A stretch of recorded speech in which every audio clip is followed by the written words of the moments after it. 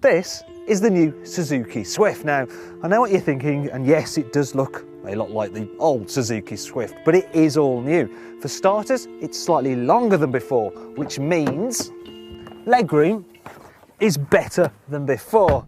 I mean, if you look, it's not bad really, is it, for a Super Mini? And by keeping the boxy design, headroom, it's as good as ever. What's also good about the Swift is the sheer level of equipment you get as standard across the entire range. For instance, all cars get 7 airbags, electronic anti-skid control, there's USB interface so you can listen to music directly off a flash drive. Also, you get height adjustment and reach adjustment of the steering wheel, and you can also alter the height of the driver's seat, which means that it's dead easy to find an ideal driving position. The Suzuki Swift is pretty good to drive in town. I mean, the gear shift, the steering, and the major controls, they're all nice and light. And because it's got a boxy shape, you instinctively know where the corners of the car are, which makes it very easy to slot through gaps in traffic. Also, the Swift, a bit like the original Mini, has that kind of wheel at each corner stance with very little overhang, and that gives it sort of like go-kart handling.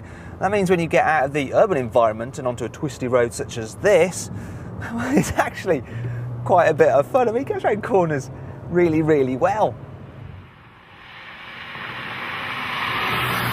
However, there is a trade-off for that nimble handling, and that brings me on to the Swift's downsides, because the suspension can feel a little bit firm, and it means that ultimately it's not quite as comfy as, say, a Hyundai i20. In fact, you get quite a lot of tyre noise and wind noise as well when you're going at motorway speeds. I mean, I reckon part of the problem is the fact that there's so much hard, brittle plastic that the noise kind of just reverberates around the cabin.